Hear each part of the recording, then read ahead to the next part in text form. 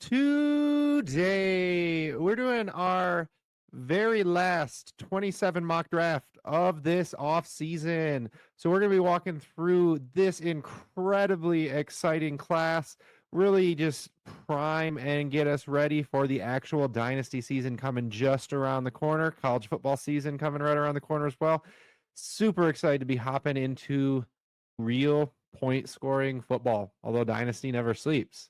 So this 27 class, it is a game changer, right? We've been doing a lot of content recently. Check out our 27 prospect profiles where we went through quarterback tiers, running back tiers, wide receiver and tight end tiers. We have 50 something names. So if you want a little deeper dive on any of the players than you got today, we did a deeper dive on a lot of them in some of those episodes, but we'll still talk a lot because we talk too much. Guys, good to have the whole band back together here. How excited are you for college football coming around the bend, David? First of all, it means football's back. It comes back just before the NFL every year. And my team is supposed to be terrific. So I'm as excited as you can be. I guess the 27 class too. It should be fun. Yeah, I've been a long time NFL watcher, but it's only been a few years I've been watching college football just intently. And my first year was when Michael Penix was going off and Jordan Travis was at FSU. I thought that was a great year. I thought the last year or two has been like fine, but I think this year's just going to be awesome. We need a top 3 projected quarterback coming back. There's just a lot of big quarterback names that are really exciting. And also with it, it's just made different teams relevant. So it's a lot of fun. And I officially adopted Notre Dame as my team this year because my grandfather he always asked me about Notre Dame, and he recently passed away, and I got one of his Notre Dame long sleeve shirts. So I said, hey, I guess I got a team now. A good team this year too. A good team most years, to be fair. Yeah, that's a great reason to hop onto a bandwagon. David never has a good reason to hop onto a bandwagon. He just does it. Yeah, but once I hop on though, buddy, I ain't getting off. All right, so let's go ahead. We're going to do a 3-round 27 mock draft. Pretty straightforward. JP's drafting in the 1 spot. I'm drafting 2nd. David's drafting 3rd, and we're just going through with that order through all of it. So it's just JP, me, David, so on and so forth. Not planning like we're building a team or anything, just trying to take the best player available. One last thing, important note. Also, we are dealing with this from a 1.75 tight end premium. So although those tight ends that we're taking might still be going pretty close to where they're going, little bit potentially lower in non-tight end premium, although these guys do potentially have that difference maker in them. So might not really be that big of a difference in non-tight end premium, especially for some of these elite names we're going to go over with you today. So that being said, JP, start us off with the 101. I don't want to put the graphic on and bury the lead till you say the name. Yeah, this might be the one that you probably could do that. It's the easiest pick of the draft. It's Jeremiah Smith, one of the best wide receiver prospects we've seen. Probably the best one we've seen in the last decade. I think like Julio Jones, Calvin Johnson would be like the next comparable type of wide receivers. Just breaking out as a freshman at Ohio State in itself is very impressive after coming in also as a very highly touted prospect. He was the number 1 overall player in the entire 2024 recruiting class. So a lot of times you get that status because you were good in high school, and also you got the size and speed is usually what it means. So he's got everything you want. He's delivered every step of the way as a freshman. As a sophomore, he's 6'3", over 220 pounds. Like, he's really thick and really strong. It shows up in all aspects of the game as well. So he's going to be a player that I'm going to want to have a lot of exposure to, because it's just so hard to see that this guy could be a miss. Like, I just don't see it. So awesome prospect. If you don't know him, then you do now. And you're probably going to know him for the next decade. Truly a dynasty landscape altering player. Not much to be said there. And now the draft kind of really begins, right?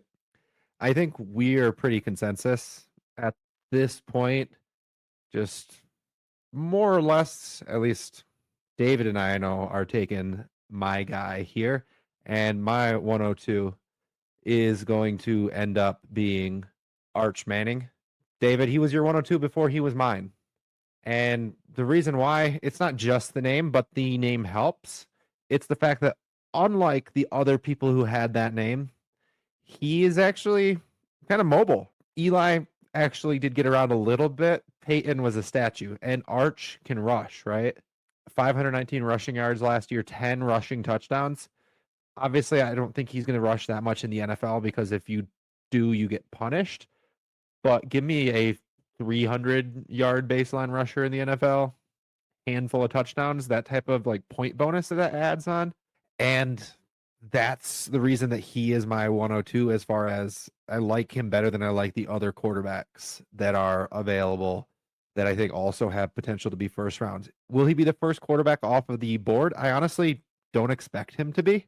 Today, I wouldn't bet on him being the 101 in the NFL draft, but from fantasy, I love what he has. 5-star high school recruit with the name, the pedigree. There's almost no way this guy's not going in early first round of the NFL draft. He improved over the course of the season. That bad start is now a thing of like distant memory. Some people still remember it, right? But I think as long as he doesn't regress horribly, if he does what he did the second half of the season, even just for a whole year, I think he's pretty locked in as my 102 in Superflex drafts next year.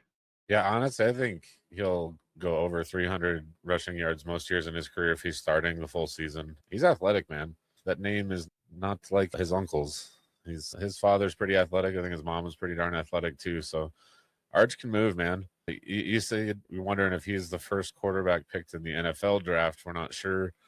I think my money probably is actually on the guy I'm going to take here, but not for fantasy reasons. That's Oregon quarterback Dante Moore. I just think he's a more polished NFL player already. I think he would have probably been the 102 in this year's draft, probably be the Jets quarterback right now. But he decided to come back. I don't know if that's NIL, if he decided he thought he needed more seasoning, some combination of many factors, I'm sure. But he looked ready. 30 touchdowns, 10 interceptions last year, 3,500 yards. Really doesn't offer much of anything as a rusher, which is why his fantasy floor is, or his fantasy ceiling is a little capped. But great ball placement, anticipation, quick, smooth delivery, plays really well within the offense. I do think he probably needs to improve against pressure a little bit, especially considering he's going to get drafted early. So he's most likely going to be playing behind a pretty bad offensive line to start his career. That's really my biggest concern with him from an NFL perspective. As far as fantasy goes, it's just the fact that he's really not going to give you much of a floor of rushing at all. He's not like a stick in the mud back there, but you're not calling running plays for him. So I think he's going to be a good starter. I think he's going to play for a long time. So he definitely has a lot of super flex value. He's just, I wouldn't be surprised if a couple running backs or receivers move up above him by the time we're confident in our dynasty rankings. Just with a full season to go, I feel like Moore is pretty much a can't miss. So I decided to take him here. But I do think a couple of players will probably pass him just with higher ceilings come draft time. Yeah, outside of Jeremiah Smith, he's probably the safest. I think entering the college football season, Dante Moore is the most ready just to dominate college football right now today. Because I think Arch just needs to develop just a little bit more. But yeah, Dante is awesome. He could have been a top 3 pick in this year's draft, which is crazy for him to come back to school. But yeah, like what you said, my only concern with him is the pressure. In the regular season, his pressure to sack rate was fine. But in the postseason, it really shot up. So I think of the higher competition, he needs to be able to deal with that better. At 104, I was in a tough spot, I felt like, because there's a couple wide receivers. We have 3 in our tier 2 video, and I was considering a couple of those guys. But there's just a risk that a couple of those guys, if they do what they did last year, I wouldn't take them at 104. But the pick that I'm going to make here is running back Keywan Lacey, because that's part of it for me. If he just repeats what he did last year, I just think that he's RB1 in this year's class. I do think that he definitely can take a step forward because he is such a young player. He played all of last year at 19 years old. He's very young as his first season really starting, because as a true freshman in Missouri, he didn't play a whole lot. You can see on the graphic here, his 2025 stats beside the career stats didn't get a lot of run as a freshman. It was all this past year. We saw that he could handle a big workload. That's one of the big things I want to see from a running back prospect. You have to be able to handle a big workload to be fantasy relevant. And he did that with 307 carries on the season and no injury to note. So he's checking the durability box as well. The reception profile, it's solid. I think that he needs to clean up the hands a little bit, but otherwise he's not hurting you in that department. And also on top of all of that and being so young, which he'll be only 20 years old if he's in the 2027 draft when he is drafted, 20 years old. It's the speed for me too. He has breakaway speed on top of it. So he's just checking all the boxes I want to see. He breaks tackles at a pretty good clip, almost 30% missed tackles force per attempt rate. That's good. So if we see a step for a young player, just a little bit, maybe it comes as a receiver, then I think he's going to be the runaway running back one in this class. He just repeats what he did last year. I think he's probably RB1, and I do think that it's very realistic that in the 2027 rookie drafts that RB1 is going at 1 and maybe even 103 potentially. Yeah, given the best case scenario you laid out there, that he does take that step forward as a receiving option, I think it's pretty inevitable that he might not be the 103, but I think he will be above Dante Moore if he does end up reaching that sort of a ceiling. I think there's a pretty good chance one of the next two guys, right? We're in this little tier here. We have some skill players that I think probably would have been the 102 in this past year's class, right? I think we probably would prefer Jeremiah Love to them. We don't know where these guys are going to go, honestly, even. And I think that their ceilings, you could argue, is right around where he was in valuation. So I'm going to take another one of those guys that I think is in this second round of a startup next year, if they hit type of valuation. And that's going to be Texas wide receiver Cam Coleman. Just an absolute unit of a human being as well. He's not thick like Jeremiah Smith, but 6'3", 201. And I just love to see players that are this size and as athletic as he is. 5-star recruit. That's based on high school production as well as athleticism. Member of the Freaks list. Clocked at 20.7 miles per hour in high school. No 100-meter time or anything, but he's a fast, strong, big guy. Statistically, last year, 708 yards, 1.7 yards per route run. It's okay, but it's an Auburn team that we were not inspired by. And now moving to Texas. So just the theoretical leap that we're projecting with the quarterback play, there's a world where, because we are so wide receiver thirsty in Dynasty these days, that he is often going 102 in drafts. And do I know that he's going to be the wide receiver kind of out of this group that's going to hit?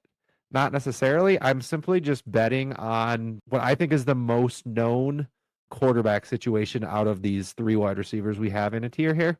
So for that reason, I'm going to go Coleman over the guy David's going to take here next. But honestly, this is just it's a great place to be, is a non-playoff first at this point. Yeah, the names will probably change, but I think that last statement you made will always be true for this class, is the non-playoff first are still going to have pretty darn good value. So if you still have your playoff team, hold it. Use it in season if you absolutely have to, of course, but that might be a little bit more valuable in a typical late first. But cat's out of the bag on the 27 class. I'm not saying anything new there. Look, you laid out a great case for Coleman. He's got to prove he's more consistent. Auburn's passing offense was terrible, but got to get that yards per out run up a bit and be impactful down to down. And I think at Texas, he's going to have a real opportunity to do that. And the upside there is off the chart for him. Upside is also off the chart for the guy I'm going to take here. That's now Indiana wide receiver Nick Marsh. He started his career at Michigan State, played there for 2 years, set the Michigan State freshman receptions and receiving yards record. Did not eclipse 700 yards in either season, but over 600 and both 6 touchdowns both seasons. Gonna, just like Cam Coleman, he's gonna have a pretty big upgrade in QB play, while Josh Hoover is not Arch Manning as far as NFL prospects go. Hoover is a more experienced quarterback. I think he's gonna fit Indiana's system really well. I think he's gonna give Nick Marsh tons of opportunity. He's also big like Coleman, 6'3", 210. I think Coleman does profile as a true X. I think Marsh probably will be able to play some X, but I think he's gonna be a little better off the ball. The biggest green flag for his profile is his ability with the ball in his hands. Third among FBS wide receivers with 28 missed tackles forced in 2025. And he did that on 59 receptions. So that's almost half of his receptions where he's forcing a missed tackle. So just truly elite there, especially at his size. You think about that 6'3", forcing missed tackles at that rate. I think, like I said, I think he can survive outside at X, but I want to get him moving before the snap. I want to design some plays to get the ball in his hand early. I want to get him free releases, those kinds of things. So maybe in the NFL draft, maybe that's why Coleman goes higher. But, man, for fantasy purposes, I think Nick Marsh is probably my wide receiver too. Very close, but I do think I prefer Marsh to Coleman. They both need to prove that they can be consistent, big-time impact players on an actual functioning offense with a good quarterback.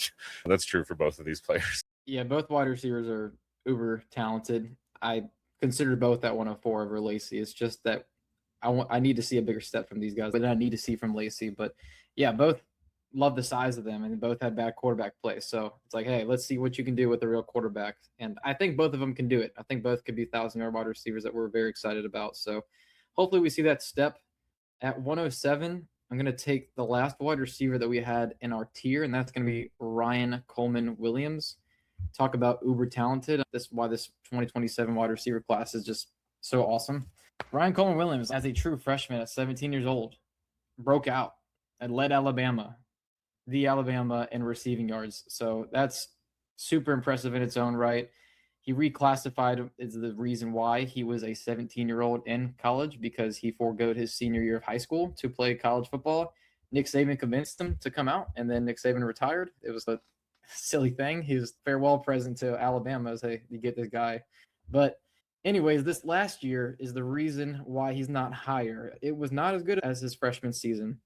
Had a quarterback change, had a lot more drop issues. That was the biggest thing for him, is his confidence was shook because he was dropping so many passes. The production took a big hit. He played more in the slot this year, and maybe that didn't suit him and his strengths. So if he can just get back to what he did even as a freshman, or even improve upon that, then I think that he's got top 10 NFL draft capital potential. He could go top 10 in the draft. So he's the last wide receiver left that I see as like a top 10 level of talent pick for the NFL, and just an awesome athlete. When you watch him, he's just making crazy cut angles. His shin, I think just flexibility is just, it's awesome at the ankle. So love the guy. Hopefully we see him bounce back. And that 10.5 500-meter time in high school is really enticing too. So I think he might be able to hit the 4.3s if he runs at the combine. Yeah, athletic freak, twitchy guy too, and tall enough, right? 6 foot in theory. Hoping he comes in at 6 foot or north of 5'11" for sure. You never know with those college heights, but that's a lot safer feeling than them having him come in at 5'11". And yeah, if he does what he did his freshman year, he could easily be the 102, 103 in this class as well. And he's going at the 107 right here in our mock. So really just speaks on that depth.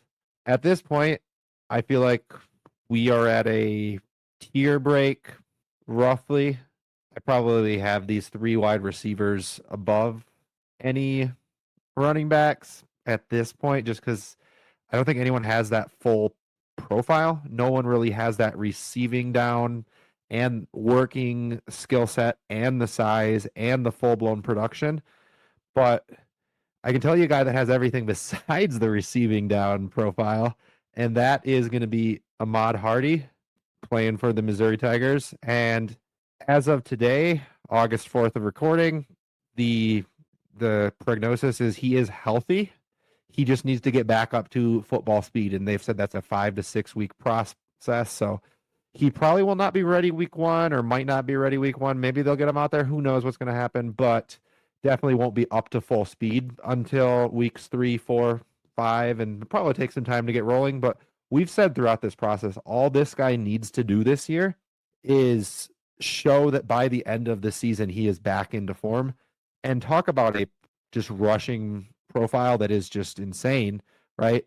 0.38 missed tackles forced per attempt. This guy is, there has to be, in my mind, an NFL team that sees that and says, we will find a way to drop the ball to this guy in space where he doesn't have to juke out, or he doesn't have to power his way through, and he can just beat someone in the secondary.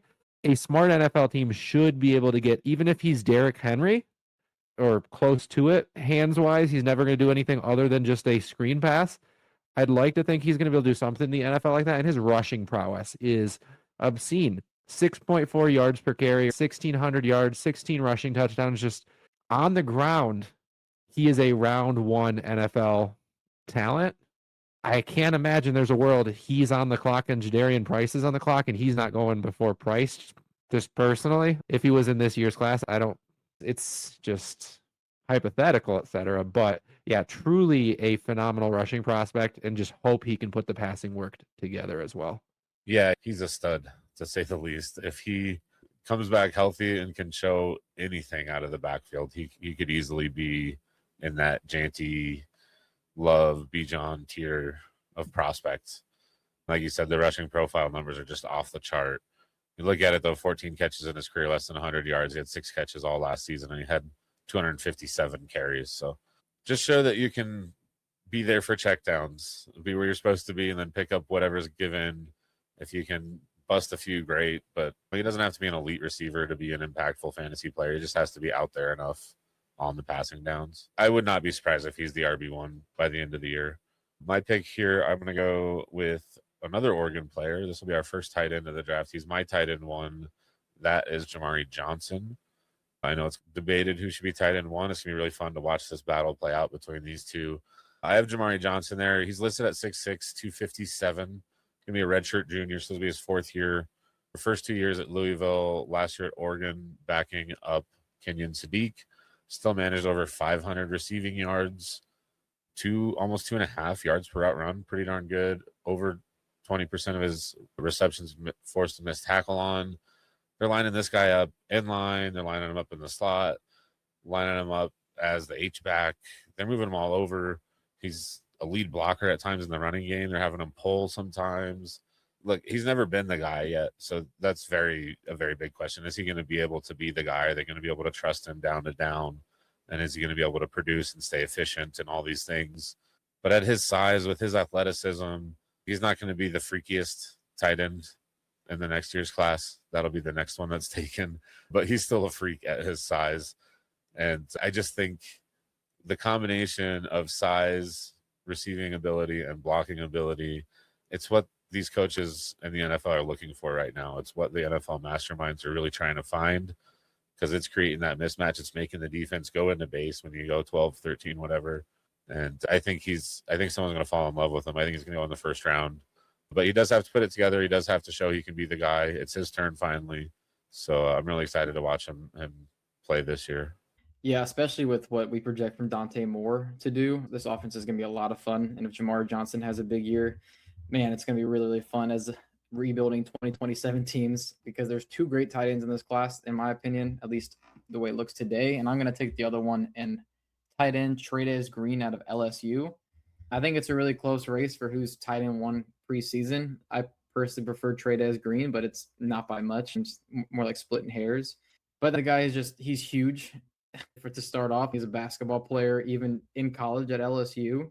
And he plays like it because he out-rebounds, out-boxes defenders for touchdowns. He hasn't played a whole lot, honestly, because he was never a full-time just football player until this year, because he was playing basketball, also practicing for basketball and football. It's kind of like the Travis Hunter thing. Like, how are you going to be a great wide receiver if you're going to be playing defense and wide receiver, splitting the reps? So, of course, we'll see how that goes. I think Travis Hunter's awesome. But, yeah, Trey'Dez Green, first year focusing on it, I think it could be really special, especially with Lane Kiffin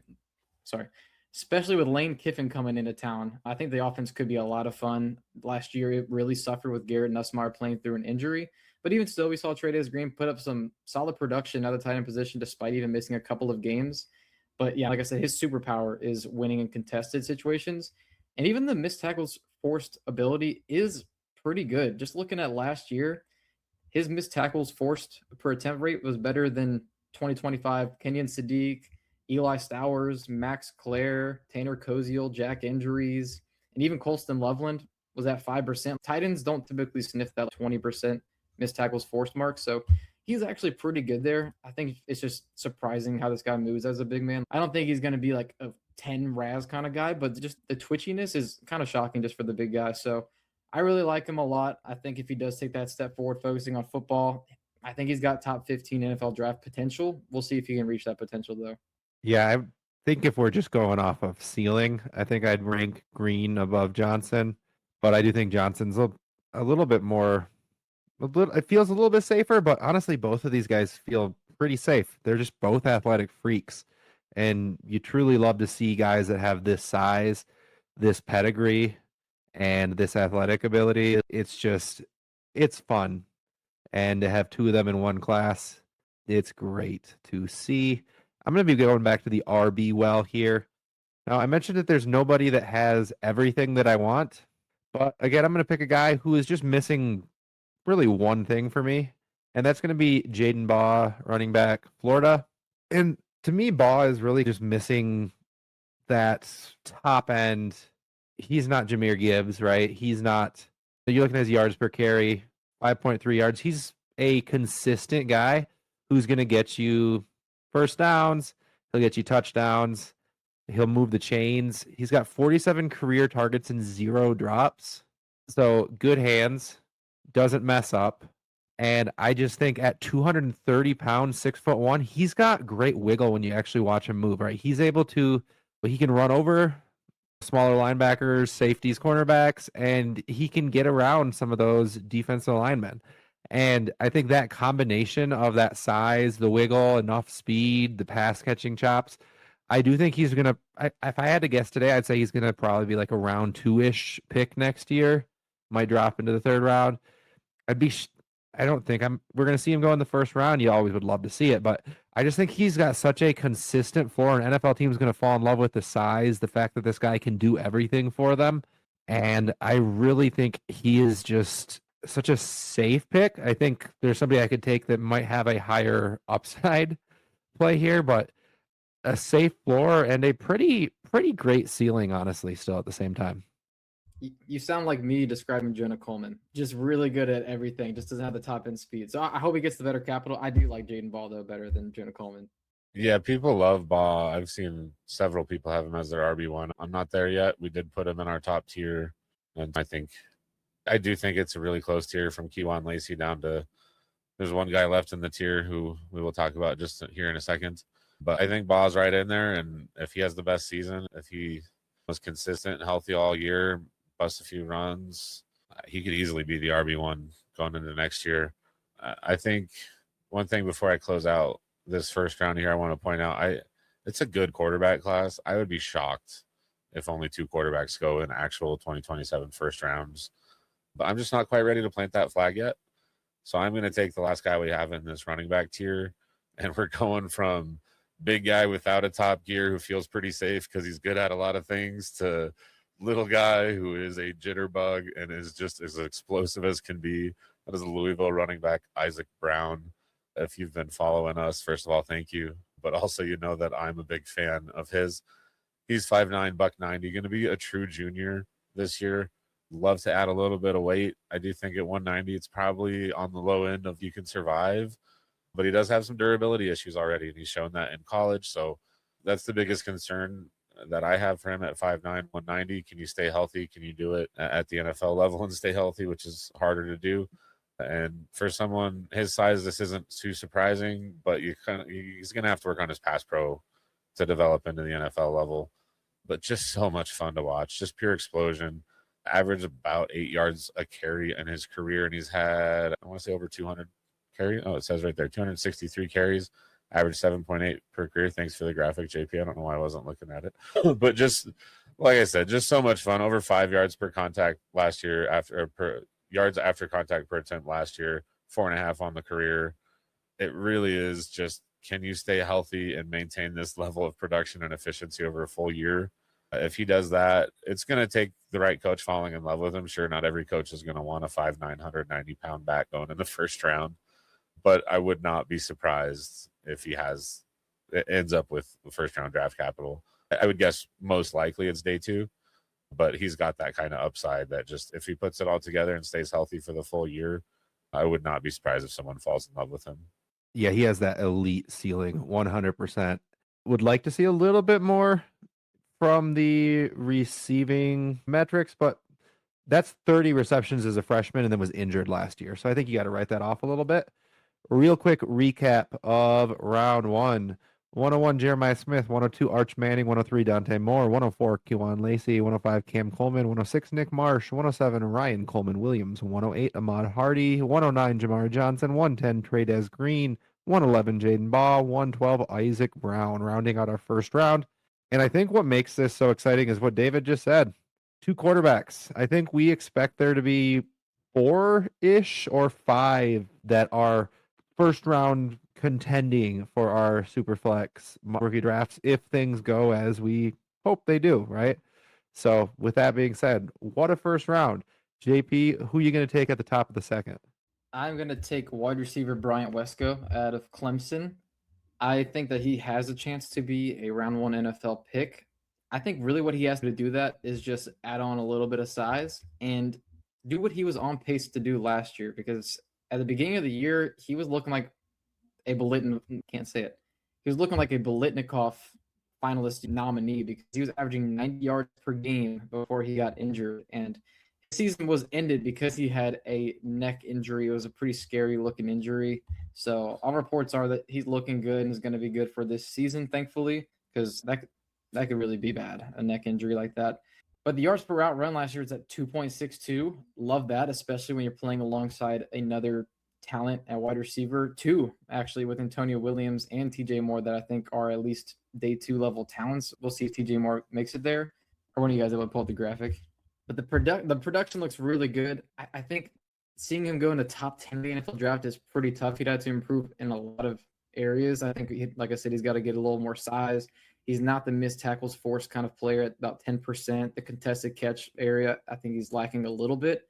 If he cleans up one of those things, though, I think he could go in the middle of the first round because he's also got breakaway speed. I saw him outrun all the Georgia defense. So I think the speed is there, and also the route running and just the production overall. So could see a round 1 wide receiver. Could fall to day 2 if he doesn't quite live up to expectation and comes in a little small. So have to see, but a pretty strong upside play here at the 201, which might even be the 203, 204 once we know where quarterbacks are going. Yeah, that neck injury was scary last year to see. Glad everything seems to be trending where he can just have a great season. And if he does if he builds off that freshman year and the start of last year, I think he very easily, like you said, is that late round 1, early round 2 type of profile for sure. That said, we're in a interesting zone right here where I feel like we could go quarterback, but I don't know who the next quarterback to take is, to be honest, at this point. There's a lot of names that I think we all feel like have a lot of potential, but they need to either fix something that they was wrong in their game, or we're just not sure that they're quite going to be NFL ready unless they show it. I think last year's drop off of quarterbacks from the start of the offseason to the end of the regular season really just has us jaded. And for that reason, I'm going to go wide receiver here. That's going to be another Texas wide receiver. That's going to be Ryan Wingo. Now, this 6'2", 214-pound guy, that is like a frame that could be playing an X, but I don't think that's going to be what he's going to be doing. I think he's going to be more that flanker, Z type of wide receiver, playing a little bit more like off the line of scrimmage at times, going in motion, and he is a freak athlete. When you get him going with a head of steam, right?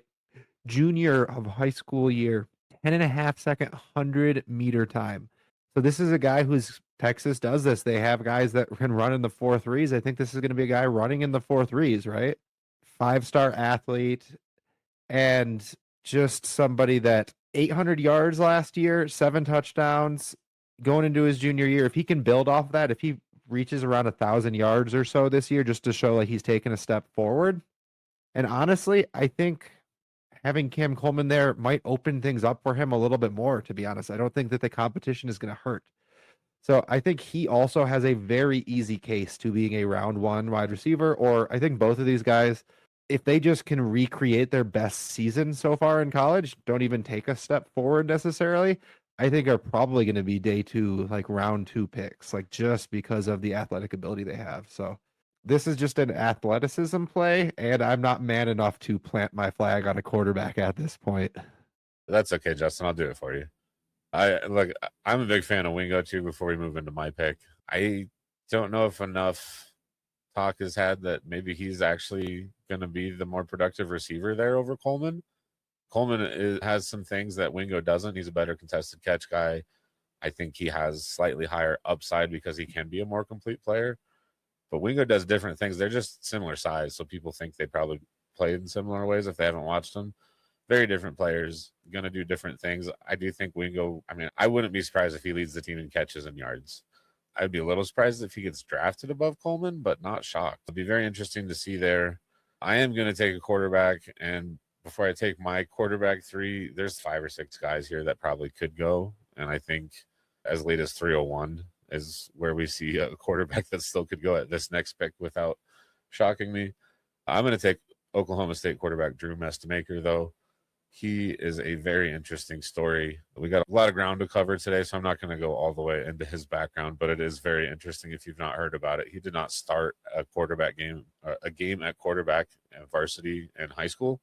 Walked on at North Texas, did not start at all in 2024, ended up playing in the bowl game, actually a really fun bowl game against Texas State, had a great game, and then wound up the full-time starter in 2025. And he actually led FBS in passing yards, second in passing touchdowns, won the Burlsworth Trophy, which is given to the nation's top former walk-on. Just true NFL level arm talent, can throw from different angles off different platforms. Still has great ball placement, really quick release, almost like Phillip Rivers-esque, not quite as extreme, but a little sidearm to it. Great command of the offense at North Texas, which I don't think I've mentioned is coming with him to Oklahoma State. His head coach, his running back, and his wide receiver, one all transferring with him. So going to be the same offense. He's not an elite athlete, but he's good enough. I think it'd probably end up with a couple of rushing points per game in fantasy. Nothing amazing, but maybe a little bit of a floor. Experience is a big question for quarterbacks, right? We love quarterbacks that start a lot of games, that have a lot of dropbacks, that have seen defenses do a lot of things to them. He doesn't have that. He didn't even play in high school, like I mentioned. So that's a big question mark.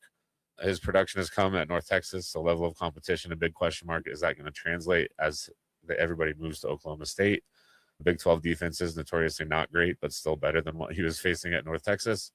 And the other question mark for him, I would say arm strength, probably not an elite trait for him. So we'll see here at Oklahoma State. Is it still good enough? I think it is. I do think there's a pretty good chance, just because of his lack of experience, that he comes back for another year in college. But as it stands right now, without that knowledge, just the traits that I see in him, the size, everything, the whole package, I have him as my QB3. And I'm really excited to see how that North Texas offense translates here to Oklahoma State. Yeah, definitely somebody that we want to root for because his story is just so cool. I think that the jump up in competition might be tough for him, but sometimes the players do step up in a big way. So we'll see. It might be 2027, might be 2028. We see this guy, but going to be fun to watch him in Oklahoma State this year. Now, I'm going to take a shot at quarterback. And actually, I was thinking about it, Justin, when you're talking about quarterback. We have 5 between 2 and 1. Yeah, I think one of those 3 is definitely going to establish himself as QB3. And yeah, I think probably at least 4 quarterbacks in the first round. But I'm going to take my shot here on the highest upside one of them all, and that is going to be South Carolina's Lenora Sellers, somebody that I think gets a lot of hate. Some of the scouts that I've been listening to lately, they love this guy. I'm listening to the Todd McShay show. Him and Steve Minch, they both have him as their quarterback 2 in the 2027 draft over Arch Manning, which is surprising to me. I don't have it that way, but they love him. Nate Tice of Yahoo, he says, man, I watched Lenora Sellers, and they might have had the worst offensive line I've ever watched. They said, I saw a stat even, it said that he eliminated more sacks than anybody in all of college football, but still led like college football or something close to it in sacks because the offensive line was that bad. So he had it tough. The passing numbers are not inspiring. Don't get me wrong. It is tough, of course, when you have really bad circumstances. Still had to put some of the blame on him. Absolutely. But just the athleticism, the strength of this guy, he might be one of the strongest quarterbacks I've ever seen, just shedding guys that are 300 pounds over his back with the speed to go along with it, and maybe the strongest arm in the entire draft as well on top of it. So I know we've heard this story before where it doesn't work out at times. Sometimes it does with somebody like Josh Allen. It's a small hit rate, but if you hit really big, we'll see. He's got a new offensive coordinator this year. Nick Harbor is a pretty interesting wide receiver that he's got there. So if he takes that step forward, he's probably going to be a round 1 quarterback, in my opinion. He's got to take that step forward, though, as a passer. If he does what he did last year, passing from a passing perspective, he's not going to go round 1. We might just be forgetting about him altogether. Yeah, I think that's the first time you've shared that specific stat about maybe avoiding more sacks than anyone else, but still the pressure to sack ratio, 24.5%. It's not just a bad offensive line, right? It's processing. You have to just get rid of the ball or scramble earlier or something on some of those, right? There, bad offensive lines happen, and I don't envy him the situation that he was in. That's very legitimate, but you have to make some steps forward there. And I just want to quote a wise philosopher. His name was David. And he once said he spent a lot of time showing me that he can't do a lot of these things, right? Because he's had 2 years where we've just seen that he doesn't necessarily seem to be able to handle the pressure. Is around a 60% completion percentage. And if there's a third year like that, I think I'm going to just be very out on him and hope that he gets drafted early by the NFL and is a first round player and pushes other skill players down for me. But he is tantalizing. Anthony Richardson all over again as far as just true athletic freak. Now, I'm going to be going a different direction again. A lot of quarterbacks that are worth mentioning, and I think I wouldn't be surprised if there's 5 quarterbacks that go before this guy, but I just love him and I feel so safe about him. Honestly, at this point, I just think he's a phenomenal football player. That's going to be Rutgers running back Antoine Raymond. Now, he is also a guy who reclassified for going his senior year. So he's a young guy, right? This would be his sophomore year of college had he not skipped his senior year of high school. It was only a 3-star recruit coming out, but he has been doing stuff statistically that is just it's his profile looks actually very similar to Jaden Baugh's profile so far, to be honest with you. About 1,200 yards, just north of 5 yards per carry. He's not quite as big, but he is north of 200 pounds, so he's decent enough size. But he has, I think, the best yards per route run that we've actually seen so far. Now, that's only on 18 receptions, so it's limited work, but he's shown he can do that. If he can take that to 30 receptions this year and still have some efficient metrics like that, I'm just going to be ecstatic about this guy wherever he goes. Just, I think he has the ability to be like a 70% 1A type of, honestly, the modern bell cow that's not the actual true freak. And it's Rutgers. He's going to have a lot of opportunity, right? This year, they're not bringing in a 5-star rookie like some of these other running backs that are going to be going here soon. That's going to be competing with them, etc. It's just, I really like his opportunity and the talent. I think he's going to be a mid-second rounder for me this time next year. Out of people in the second round, I think a lot of them are either going to go up or go down. This one, I think, is going to be pretty consistent around this evaluation for me. Yeah, I remember finding Raymond digging through some stats after the season last year and thinking, oh, this is a cool, fun sleeper that I'm going to have going into next year. And now, as a podcast, we have him going in the front half of the second round of what's probably the most loaded draft class that any of us have seen in Dynasty. And I don't hate it. I don't. I think I probably would have gone a different direction just because, I'll be honest, Rutgers scares me. I know helmet scouting is not something you should really do, but they have 2 skill position players that people like for the draft this year, and it's Rutgers. Something's bound to go wrong. But that's not fair. Raymond's a great prospect. He's, like you said, he's young, a year younger than he's supposed to be already, and he might be an early declare. A lot of things potentially aligning for his profile. Could be definitely a very good looking one. By the end of the year, I'm going to take a running back who doesn't have quite as much overall production, but just right there with Isaac Brown as a 1B for most fun player to watch in this class as a running back. That is new Texas running back, Hollywood Smothers. Played at NC State, actually originally committed to Oklahoma, but didn't play there very much. NC State for 2 years, and now at Texas. Was leading the ACC in a lot of rushing stats, so he missed a little bit of time last year with some injuries. Still ended up with almost 1,000 yards, 6 yards per carry roughly. He actually does have some decent receiving chops, 37 catches last year, almost 1.5 yards per run on his career.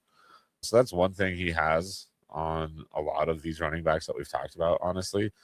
And not quite the insane explosive numbers as Isaac Brown, but when you watch him, he's got that stuff. I mean, the freshman 100-meter time you see there, that is freshman high school year. That's just the data we could find. I guarantee he runs a faster 100-meter right now. I don't know how many seconds, but it's probably 10 and a half-ish, maybe less. I don't know.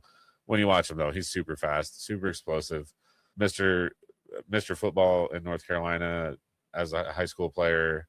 One thing he has on Brown, other than the 5 pounds, which isn't a whole lot, I think he's a more willing pass blocker. I don't think he's good enough to be like considered someone you want in there protecting your quarterback on a regular basis. But the willingness gives me some hope. The receiving ability gives me some hope. He's 195, so a little bit bigger. I really like the upside of Smothers. I do think there's a chance he's not even the leading running back for his team, which concerns me a little bit. But he's so much fun to watch. And on that Texas offense, when you think about if it all goes right, man, it could go really right for Hollywood Smothers. David, I think I'm learning that you have a type. Isaac Brown, Hollywood Dude, Smothers. you know what? I've learned that too, and I do. I love these backs, man. They're so much fun to watch. They just got to translate, be big enough to stay in the NFL and still do this. Explosive pass catchers that are a little on the smaller side, so they could work out. Let's see them add a little size, and maybe I'll be in on them too. But yeah, it depends on where they go. Opportunity cost is everything. But yeah, very fun player. Hopefully he can be the lead back there because I do like his profile better than his running mate Raleek Brown, although he's pretty fun too. So I'm going to be taking a wide receiver here in Charlie Beck of Indiana, who was so fun to watch break out alongside Elijah Surratt and Omar Cooper down the stretch. He was not involved as a true freshman. He was not involved in the first half of last year. But then once he got involved, he did not look back. Over the last 8 games, 7 of those games, he had at least 45 receiving yards, which is playing alongside 2 strong prospects as well. Surratt went a little bit late, but I think it's because of an athleticism thing. But big guy who's got arguably the most reliable hands in the entire draft. 0 drops from 45 career targets and also 76.5% contested catch rate. That's awesome. Of course, this is a small sample. If we saw Charlie Becker in a bigger sample, maybe he'd be a little bit higher. But in that small sample, if you're going to have a small sample, it better be great. 3.41 yards per route run is awesome. 15% first downs per route run rate is awesome. There's a lot of really good things about his profile.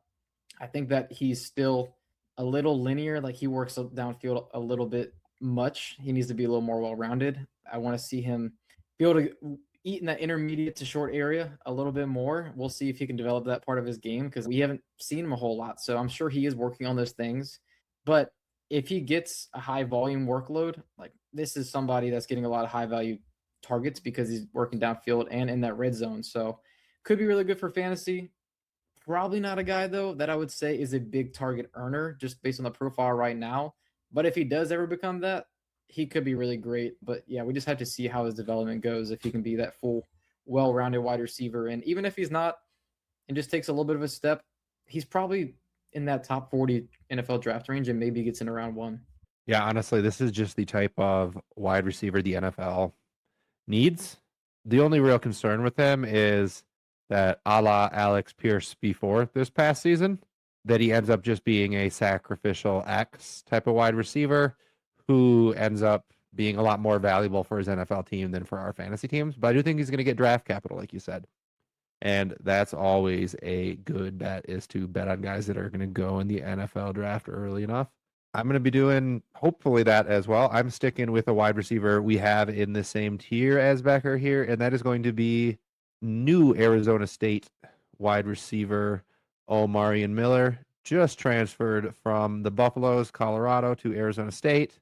Now, it's not 3.4 like Becker's yards per route run, but 2.57 yards per route run. This guy has shown he can get it done as a wide receiver. 800 receiving yards. He's an athletic guy, number 4 wide receiver in the transfer portal, very well ranked. And if he can come into the Sun Devils offense and build off of that, right? It's very easy to see him coming in right on that 1-2 turn cusp as well. I think he's a phenomenal player when you watch him. And if he can build on what he did, get that NFL draft capital, I truly think that this guy has end of round 1 rookie draft like consideration pretty well in his range of outcomes. That being said, if we're getting into the range of players where, yeah, he also could go in the 3rd round and be a 3rd or 4th round rookie pick, right? That in the late 2nd, I want to plant my flag on guys that I think we can very easily see that path for NFL draft capital at this wide receiver, or pretty soon I think we got to start taking some more quarterbacks too. I'm trying to do my part. Maybe you could pick up some slack though, Justin. Have you taken one yet even? Oh, you took Arch. That's right. I'm a fan of Omarion Miller too. He's grown up my rankings quite a bit. I think this is right around where he belongs. Don't think I can take him over Wingo. I think I maybe prefer him to Becker just because I think he's a little more versatile, but Becker's probably like a better NFL prospect right now. But I do think Miller can play X, and I think he can be more than just a sacrificial X. We'll have to see how this season goes. We'll see what he looks like in that Arizona State offense. But definitely a fun player. Someone else who's grown a lot on me this offseason is new Miami quarterback Darian Minsa. That would be my selection here. Like I said, doing my part to get these quarterbacks going. Look at the second round here. Take a second and reflect on this. 2 quarterbacks gone, both mine. Just wanted to say. You don't even consider Lenoris Sellers a quarterback? That's offensive. All right. Like, I'll be honest, I didn't see him there. But I'm not a huge Lenoris Sellers fan, as you guys know. Maybe not if you're listening, but as you two know. Look, Mensa, he's going into his 4th season. First year at Miami. Spent his first 2 years at Tulane. Started his 2nd season at Tulane, then transferred to Duke. Started there last year. Going to be his 3rd season as a starter here at Miami this year. So a lot of experience for him. 34 touchdowns, 6 interceptions on just about 4,000 yards passing last year. I think what we have on the graphic is not counting bowl game, maybe. What I have is a little bit higher than that, but either way, a very good player at Miami. Going to have a great supporting cast around him, bringing his wide receiver 1 from Duke, Cooper Barkate, who will be at best his wide receiver 2, because his wide receiver 1 at Miami is probably the 2nd best wide receiver in college football and the current favorite to be the 2028 101. That is Malachi Toney. Also going to have a great running game, great defense. They're probably going to be a playoff contender, most likely again. So he's going to have some big games. Very good accuracy. I think he has a little Jordan Love in him, a little of that like fade away, like jump ball almost, but it gets where you want it to go. And it might feel a little nervous while it's up there in the air, but he puts it where he wants. He's good at layering the ball, plays in rhythm well. I don't think I would call the athleticism a strength or a weakness. It's not terrible, but you're not calling running plays for this guy. He's not going to provide much from a fantasy perspective. As far as rushing goes, the other thing I'll say for him, he's 6'3", 205 is what he's listed at least. Let's add some muscle there, guy. 6'3", 205, you're going to be an NFL quarterback. Let's put on a little bit of muscle there. But he gets a little bit bigger, leads Miami to a playoff run. I think he could easily be a first-round quarterback. Yeah, I see his odds of being QB3 very similarly to the last couple guys. I prefer Minshew even to Mestamaker myself, and I just love Sellers' upside. Although, so if I'm going safe, like I might take Minshew as my QB3 potentially. But yeah, I love his deep ball, and I think he's just a gamer, and he comes through when they need him most. And excited to see him there at Miami. Now I'm going to take an upside running back, and that's going to be running back Nate Frazier. And David, if you're going to give me an athletic running back, then let's make him over 200 pounds like Nate Frazier. But I will say, Nate Frazier does not quite have the creative ability that both Hollywood Smothers and Isaac Brown have. The missed tackles forced rate is a little bit lower at 0.23. For a running back, that's a little low. I want to see it surpass 25%. But this guy, he led Georgia as a true freshman in rushing, and he led them last year. Neither were overly impressive raw production totals, but still impressive for Georgia first 2 seasons, young player. But this guy, he was a freaks list player coming out. 4-star recruit, a high 4-star. I think he's close to a 5-star. And the junior 100-meter time of 10.58, like that's right there with Ryan Coleman-Williams and Ryan Wingo. Like he's got that level of speed. They rave about his pound-for-pound strength, just super strong. The yards per route run is almost 1. It's a small sample. So let's just see the overall workload expand. See if you can handle that workload of like over 230 carries. Maybe take that step as a receiver. I think he could take a step forward as a missed tackles forced player, which, David, you've outlined in our running back tiers video that he did take a small step forward in the second half of the year. So if we can see that continue, then I think his upside is pretty high. Like he could jump up to RB3 or 4 if things go wrong for the guys above him because of what the athleticism that he brings to the table and the receiving profile that could be a pretty solid one there. But I do think that he is still pretty risky, which is the reason why I did not take him earlier. But at this point in the draft, I would love the upside of Nate Frazier. Let's see it take that big workload this year, my man. Yeah, he would have been my pick had you not grabbed him here. But since you have, and I'm going to finally end up going the direction David has been shaming me for not being man enough to do, and that's going to be quarterback. I'm going to end up, I was split between 2 guys here, and honestly, I'm scared of this for both of them, that they might end up not coming out this year potentially, but I took the one who I feel is more likely to, and that's going to be Julian Sayin. I think unless he regresses and he looks more like bowl game, championship game, or playoff Julian Sayin, Big Ten championship Julian Sayin, where he's like just not processing against the elite defenses and seeming like he's a little more jittery. Because his whole thing with this guy has been he doesn't have the top end arm strength, but he's a great general, great point guard, right? He's smart. He gets the ball where it's supposed to go, even if he's not quite as athletic as some other guys. And you can't have that be your stick and then crumble under pressure, right? You have to be able to continue standing in the pocket, delivering. So he needs to show he can do that this year. I think that's why, as at some point last year, he was a first rounder for us in the NFL season when we were doing a mock draft before the playoffs and before the Big Ten championship game.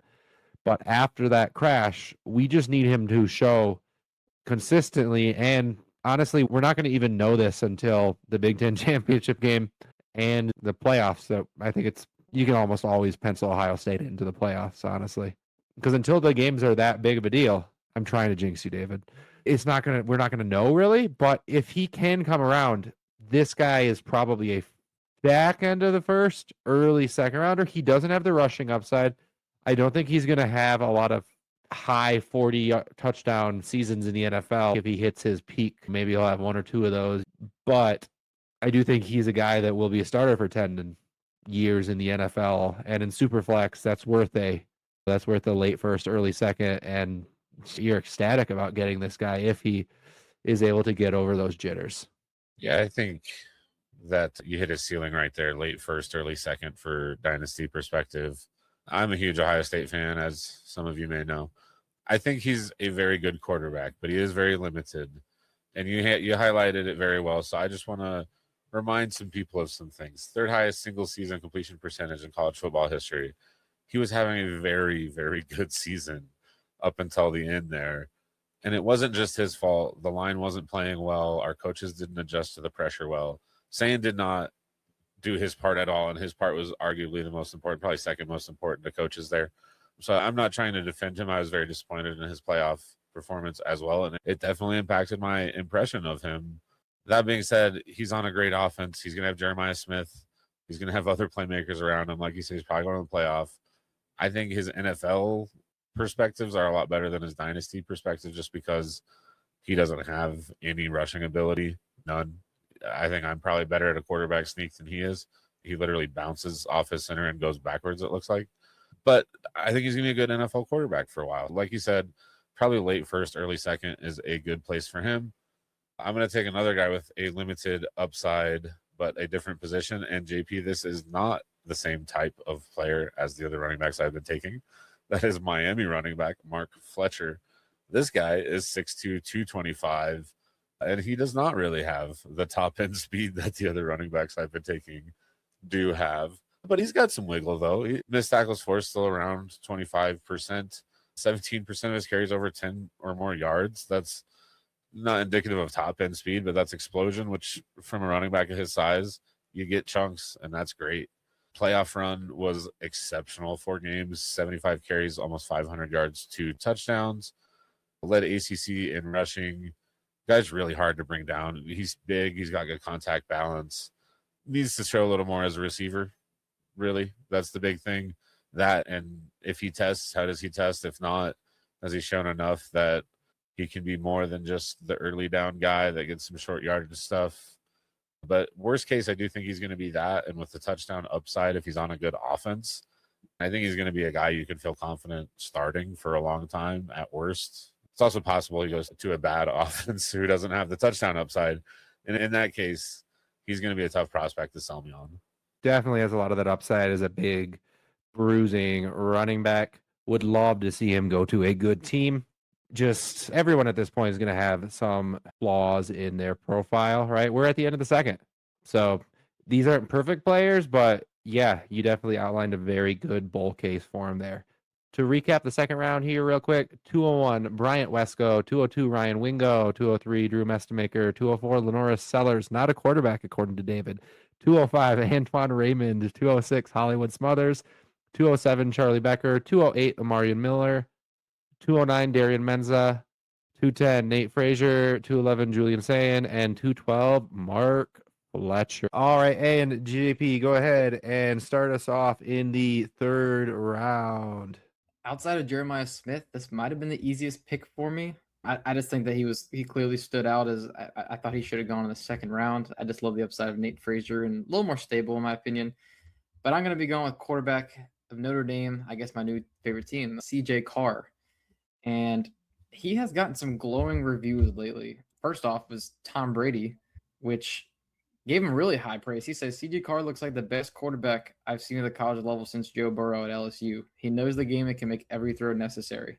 When I first saw that, I was like, that was halfway through the season. I knew who he was, but I didn't know he was going to be that type of a prospect. And he is being talked about that way now. And also, Todd McShay, he was at the Manning Passing Academy, and he said it was not even close that CJ Carr was the MVP there. He said head and shoulders above everyone else. And that's with Arch Manning there. That's with Julian saying a lot of high profile guys. So I don't think that guarantees success. Absolutely not. But it just shows me that he takes the craft of the quarterback position very seriously and that he holds himself very well. I think as a leader, he's checking a lot of boxes off of the quarterback things that we don't think about as much. But as a first-year starter, he had a pretty good year. He was a redshirt freshman this past season. He had a 65% completion rate. The big-time throw rate at 6.5 is good. I like to see it above 6%. Turnover-worthy play rate, I think, is a little high. That's something I want to see him reduce. But, man, he is good under pressure. 10.5% pressure to sack rate in the first year. That's a strong number. He's pushing the ball downfield, too, at over a 10 ADOT high. I think that helps when you've got a strong running game because the play-action game is lending itself to some more explosivity there. And also, his grandfather is former Michigan head coach Lloyd Carr. I think that he's just had a lot of great coaching. He's got a lot of the tools that you want to see from a starting quarterback. The size it's not awesome, but it's good. It's like Darian Mensah range, 6'3", 210. And I don't think his arm is a 5 out of 5 strength, but I think it's like a 4 out of 5. Like, I think he's got really good arm strength. So I don't see physically anything holding him back from being a top overall pick outside of maybe the rushing. He's not going to be much of a rusher, but I would not be surprised at all if he's quarterback 3 in this year's class because they're going to be putting a lot more on his plate. They've got a lot of interesting wide receivers there. They've got Larry Fitzgerald's son, Jerome Bettis' son. They've got some transfers and also some returning talent that has been leading that team too. So it's an interesting collection there. I do think that he could have a 3,500-yard passing season with some good touchdown interception ratio. And if he cleans out the turnover-worthy plate rate on top of all that, yeah, I could see him going top 5 in the NFL draft. I don't think he's going to be able to jump Dante Moore and Arch Manning, but I think that's very much in the range of outcomes. It's also very much in the range of outcomes that he goes in the 2028 draft as well. You never know what's going to happen when they put more on your plate. He could crumble under that pressure, but I do CJ Carr, and I think at 301, it was a super easy pick for me. Yeah, certainly would have been my pick as well had he slid to me. I think, honestly, if I was to redo it again tomorrow, I might take Carr over Sayin. I think they're both great prospects. I do think that, can't go wrong with any of these quarterbacks where we took them in that second round, at this third round. So much upside because I think a handful of these guys will be first-round NFL picks. That said, I'm going to be heading back away from the quarterback position and going wide receiver, another Clemson wide receiver. In fact, that's going to be TJ Moore. I think we've made an indictment on this statistic right here. And one of our notes here is he averaged 47 yards a game before that Wesco injury when they were both playing together. Again, Wesco was our 201 and 79 yards per game without him. Yes, he had a better season, of course, was healthy the whole year. But that breakout didn't really come until after Wesco went down. Of course, we're flexible as a podcast. We're willing to listen to the statistics of this year, right? And with both of them on the field this year, tells us a story where Moore's breakout wasn't just Wesco going down. He figured something out. He's really going to climb for us, right? He has that potential. He's athletic. He's 6'3", he's 200 pounds, was a 5-star high school recruit. This guy's an athlete. He's a freak. And if we see that if he builds off of what he did, if he's closer to that 79 yards a game, even if it's 70, 65 yards a game consistently over the course of a full season with Wesco there as well and is putting up those numbers, I think he's going to be going before this point. Potentially, I think he's going to be an early second round potential, somewhere between 25 to 45 type of player. But we're just going to have to wait and see, honestly, with that situation. And definitely a guy we are excited to wait and watch, though. Going to tune into a lot of Clemson games this season to see their highlights.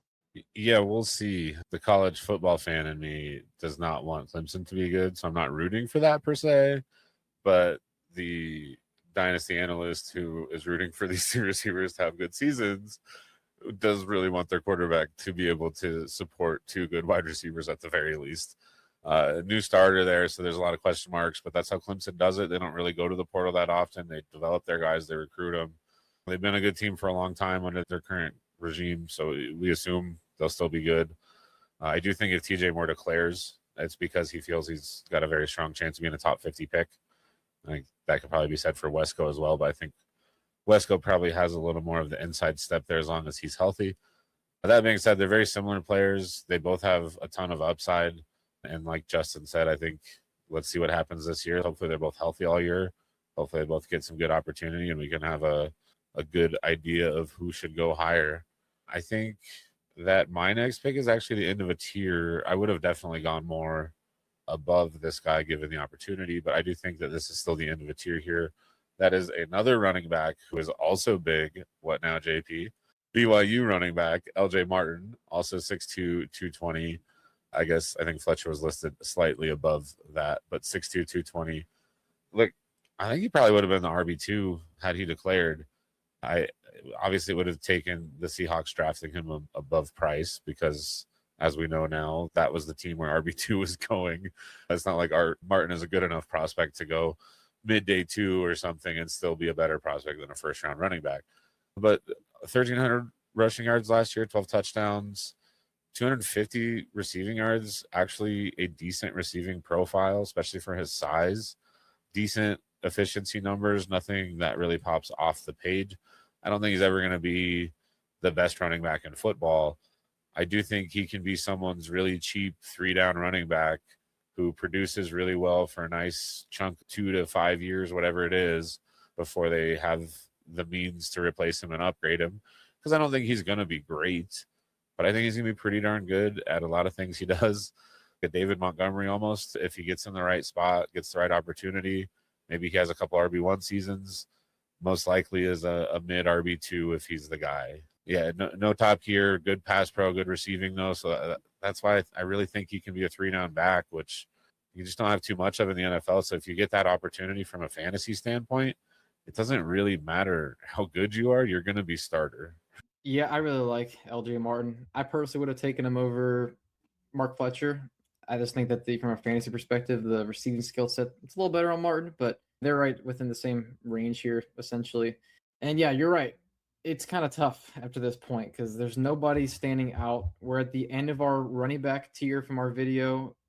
We're at the end of our tier 3 of wide receivers, the end of our tier 2 of quarterbacks. So I was like, oh, crap. I'm going to take a guy that I don't personally love a lot, but I do think that the profile is pretty good. He's had a lot of hype. He could have been top 3 running back prospect in this last year's class, I believe. And that's going to be former Michigan running back, Justice Haynes, now with Georgia Tech. The things that are very good about his prospect profile is that before he was injured, he was averaging 122 rushing yards per game at 7.1 yards per carry. That is very good.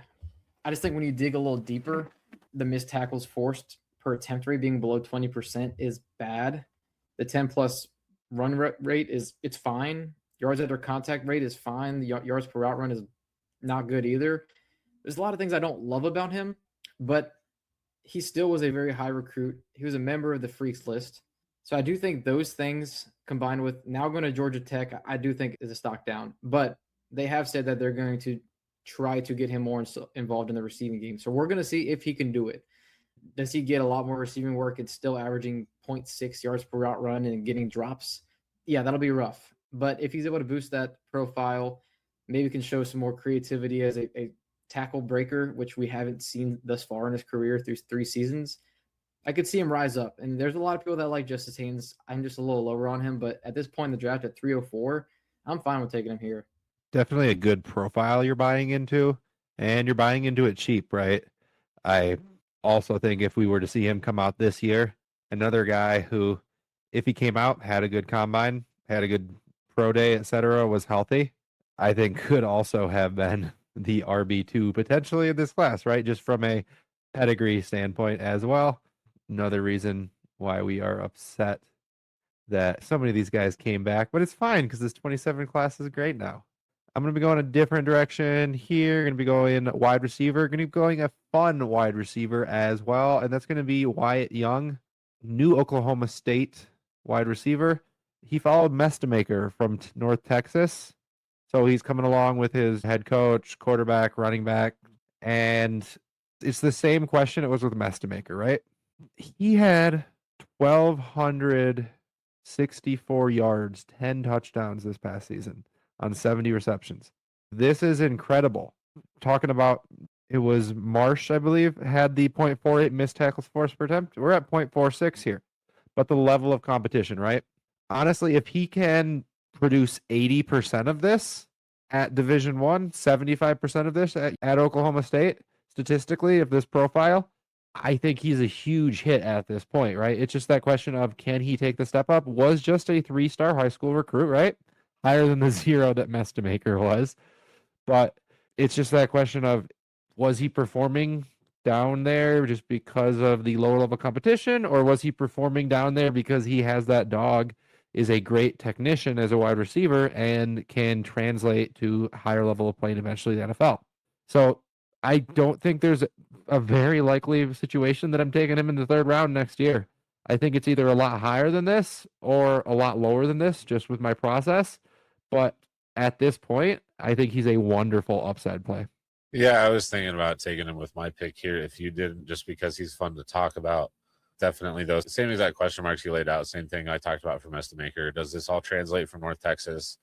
You've got everything coming with you, so you've got every reason for it to translate. If it doesn't, that's a big red flag. If it does, though, shoot, 1st round is not out of the question. I don't think I'm like predicting that by any means, but look at the stuff he's put on the paper so far, the stuff he's put on the field so far. It's some good tape, good profile. Definitely excited to watch that Oklahoma State team in general. I just think it's gonna be really fun to see how that all translates. Something I've been looking forward to. The next guy I'm going to take, actually, I thought JP was going to take, and he's someone kind of JP had put on my radar, and he's been rising ever since he made it there. That is Utah running back Wayshawn Parker. He fits more of the mold we were talking about for my running backs of earlier. He is 5'10", 205, so over that 200-pound threshold, but still not by much. Will be a 3rd-year player this year. Started his freshman year at Washington State, won Pac-12 Freshman of the Year before transferring to Utah. Last year started the year at a little bit of a timeshare, so his final season numbers weren't eye-popping necessarily, but still pretty good. Almost 1,000 yards, roughly 7 yards per carry, 6 touchdowns. Not elite receiving numbers, but still one of the better receiving profiles in the class so far. Would be an early declare. They used him a lot in the Wildcat last year. They're just trying to get him the ball, it looked like, towards the end of the season. In the final 6 weeks, averaged almost 15 carries a game, 106 yards, half a touchdown. They played 12 games in the regular season, maybe the conference championship game, probably a bowl game for Utah typically. 12, 13 games, we're talking 1,400 yards, 7 touchdowns maybe, plus a decent receiving profile. You keep up those efficiency metrics, you put up those kind of numbers, early declare running back with a receiving profile.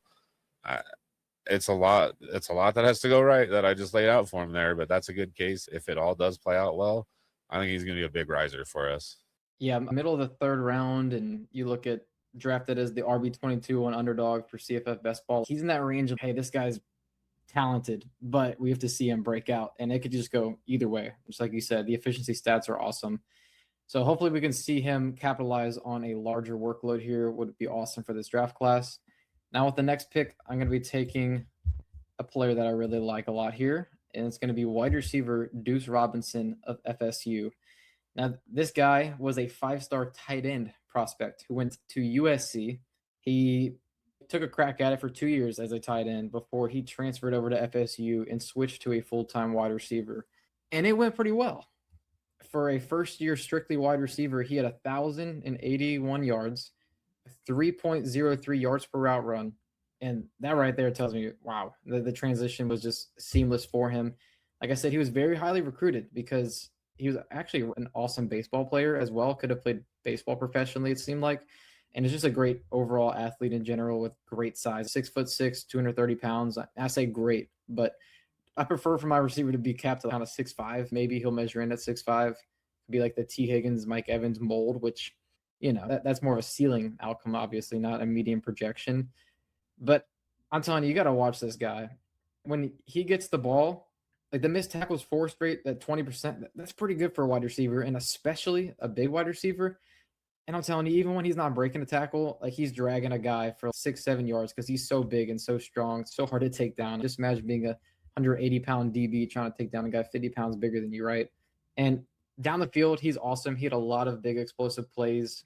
The contested catch rate, it's solid. I think it's a little bit low because the quarterback play was rough and a lot of those contested opportunities came like 40-plus yards downfield. But when you watch him go up for it, it just looks natural. Like the timing of the jump, the high pointing of the ball with the length to go along with it. He looks like he could be dominant in that respect. So second year as a full-time wide receiver. Let's see what this guy can do. And the expectations are pretty high. He's drafted as have it as wide receiver 1. It's wide receiver 11 on Underdog for college fantasy football best ball. He's expected to produce what he did last year, if not potentially exceed it. So if he exceeds that, I really could see this guy being talked about as, he's the Senior Bowl riser that everybody wants to have. Yeah, it's an incredible profile. You just wonder if he's going to wind up in like a no man's land from a position standpoint, or you just wonder what's an NFL team going to do with that. Are they going to try to play him in the slot as tight end and he ends up in the best case scenario, he could be a guy producing like a wide receiver playing with tight end eligibility in the NFL if somebody wants to try to play that way, but only 1 year actually playing the wide receiver position full time, although tight ends do run routes, do catch the ball, etc. It's a different craft. So it'll be interesting to see what he can do reproducing or building on that success for sure. Now I'm going to be going with another 0-star prospect coming out of high school. Second 0-star quarterback, that's Trinidad Chambliss. And now he was a 4-star transfer when he came from Ferris State to Ole Miss. And he's getting that 5th year of eligibility that everybody knows is part of the college game currently. So is going to be coming back, is going to be playing here 1 more year. And this is a guy that I think would have been very likely that 112 potentially in this class had he gone in this year's class and had he gone around the 1-2 turn, like people were saying, maybe someone will take him around that point. But in this deep class, he's buried down here beneath all these quarterbacks. If he does what he did last year at times, again this year, it's possible he's going around the 1-2 turn this coming year because he's athletic, right? Mobile enough, right? 527 rushing yards, 8 rushing touchdowns.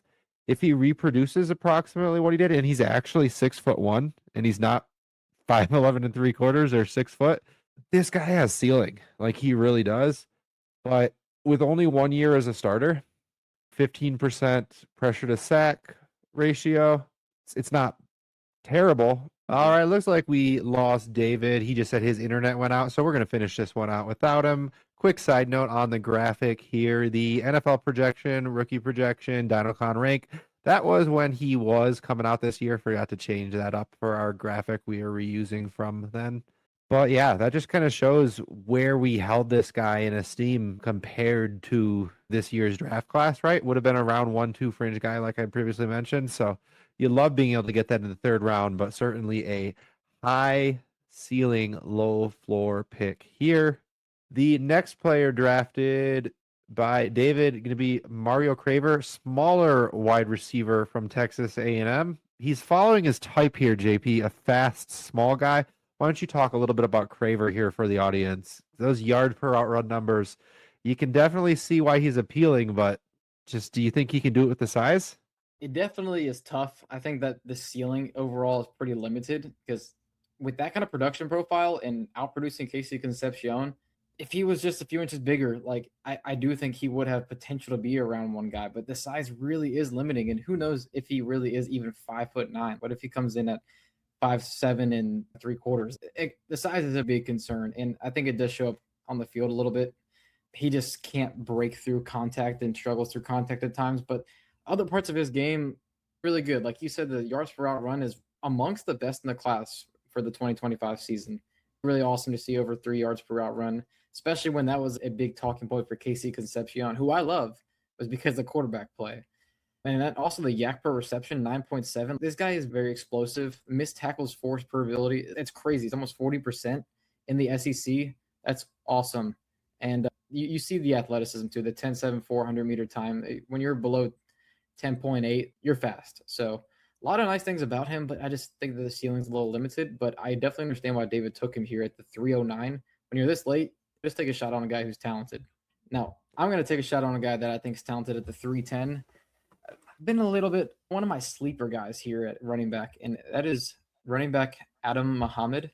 He played alongside Jonah Coleman at Washington, and they really hoped to retain him there because obviously Jonah Coleman has gone on to the NFL.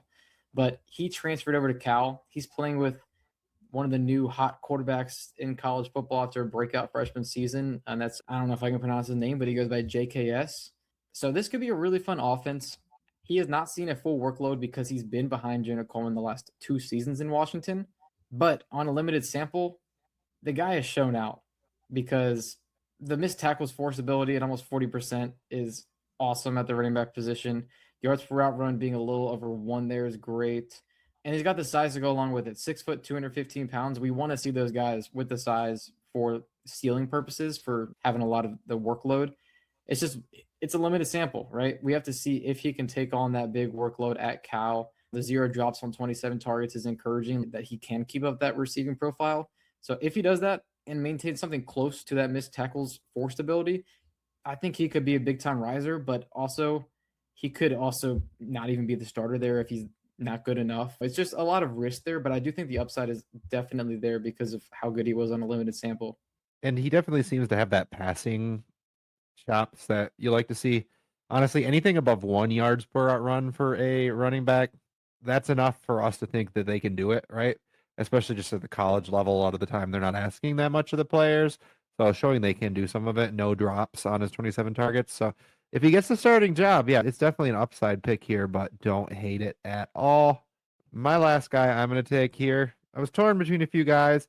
Ended up going the direction of tight end from Iowa, DJ Vanami. Now, he's got a very small sample size, right? Only played, limited snaps at the beginning of the year, 64 yards in the first 8 games, but then led all FBS tight ends in receiving over the last 5 games. So 3.1 yards per route run, 34 yards on 29 receptions over those final 5 games, essentially. Most of it came over those 5, right? That's 370 of it did. So just the yak per reception, 7.7% or 7.7 yards. We love guys that can do it after the catch. They're not just a catch and fall down type of tight end. We're projecting that this sample size will carry over. But if there's a bet that I want to make, like honestly, this is the range I want this guy: tight end premium, non-tight end premium. I don't even care. In the 3rd round, if he does anything close to what he did this past year, honestly, I think it's more risky with him. Honestly, taking him here is just the probability that he doesn't come out next year because of the fact that he walked on at Iowa in high school, played QB, safety, then turned to wide receiver senior year, and really is just learning the tight end position here. So I think it's pretty likely he's a 28 guy. But whenever he comes out, if he does anything, even like remotely what he did, it's going to be a situation where this is a guy that we're going to be excited about. Don't get me wrong. This is not Trades Green. This is not Jamari Johnson. But for a tight end 3, I think he has the potential to be a guy that could very easily vault up to the 2nd round, especially in tight end premium of rookie drafts in whatever year he ends up coming out. Yeah, if you're trying to learn the tight end position, a good university to get a degree in a tight end is Iowa for sure. But yeah, it's just an upside play of, hey, if this guy really is as good as we think he could be, he could surpass 800 receiving yards and lead the tight end position in college football. And teams are like, hey, you're such a good receiver that we'll teach you the other things as you grow as an NFL man. So I like the play here. David had made the pick here at 312 to wrap up the draft. And to end the draft is, I'm really sad that he can't talk about this player because this is one of his guys. And this is running back Wayman Jordan out of USC.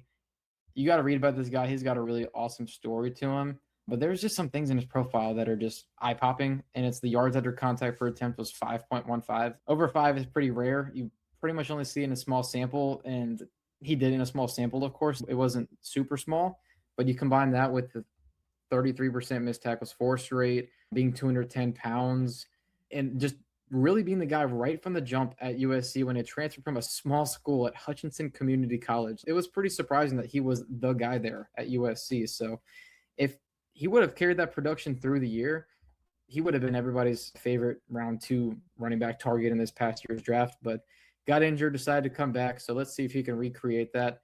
I think he's got pretty strong upside. I don't think the athleticism is quite as high as you want it to be. We've seen guys get it done on Kyron Williams, Bucky Irving spectrum of athleticism. So I think it's possible for him to be something that we're very interested in. But this concludes the draft for us. I got a few honorable mentions. Yeah, cannot hate him for taking a shot, especially on a guy that he wanted to talk about. Bummer he's not here to talk about him. So just to recap round 3 before JP gives our honorable mentions. CJ Carr, 301. TJ Moore, 302. LJ Martin, 303. Justice Haynes, 304. Wyatt Young, 305. Wayshawn Parker, 306. Deuce Robinson, 307. Trinidad Chambliss, 308. Mario Craver, 309.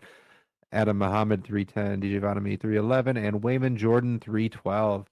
We've been rambling real long, JP, so go ahead and give our honorable mentions real quick here. Yeah, there's one player I want to talk about just a little more than the others, and it's the guy that you got on the screen there, Amari Thomas. Just because I didn't get a chance to talk about him in our tiers, I think I probably should have pushed harder for him to be there because I've dove deeper into this guy. He's had his first 2 years at UAB before he transferred to Houston in 2025, and he had almost 1,000 yards and 12 touchdowns. And I just think he's a really well-rounded player. He actually, if he would have been in this year's draft class, he would have been 9 months younger than Carnell Tate. And Carnell Tate was the youngest wide receiver in this last year's draft class. So he really should have had that production as a true sophomore age-wise. And also, real analytics, I saw that he was clocked at 21.3 miles per hour. This was in 2024, not this past season, but the one before. And that was third fastest of the season, which was actually 0.1 mile per hour slower than Travis Hunter. So to have that level of speed at 6 foot, 200 pounds, and pretty good production to go along with it and being young, I was like, wow, okay, I should have pushed for this guy to be in our tier video. Anyways, just want to shine the spotlight on him before we move on from 2027 guys. But the other honorable mentions that we want to shout out here is Terrence Carter, who I'm sure you considered him over DJ Voname because we had him in the same tier. I think Voname is a little more upside there, but Terrence Carter is awesome after the catch. Yeah, Really, just real quick on that guy. He is a yak monster. Look him up. Look up some of those highlights, what he can do with the ball in his hand. Only 6'3", so that's why I didn't take him. Worried about NFL translation. Yak monster. Yeah, get that ball in that guy's hands. He almost looks like a running back at the open field. It's nuts for a tight end. The running back position, Raleigh Brown, I had considered him even at 304 when I took Justice Haynes, and he was just a close call for me every time. He's a redshirt senior, so he's a little bit on the old end, but he's very explosive and a good receiver. And then I'm going to touch on 2 quarterbacks here in Brendan Sorsby. I think everybody knows who Brendan Sorsby is at this point. Tried to get eligibility in the college football season here, was denied. Tried to enter the NFL supplemental draft, was denied. And he's just a really high upside player, but not going to be able to play in this year's draft. So in this year's college football season.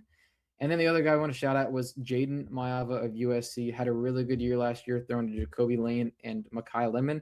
A lot of people in the draft community like him. I think the upside's a little bit limited, but you never know. If he has another big year and really takes a step forward, he could be in the quarterback conversation. Yeah, definitely. Everyone knows Sorsby's name now. Hard to imagine a path for him to be successful, but he has the tools to do it physically, just maybe not mentally. All right, big, long episode. Thank you for joining us for another episode of the Dyno Construction Podcast. Hope you found this as helpful for you as it was for us. Please remember to like and subscribe wherever you listen or view, and from all of us here at the Dyno Construction Podcast, until next time.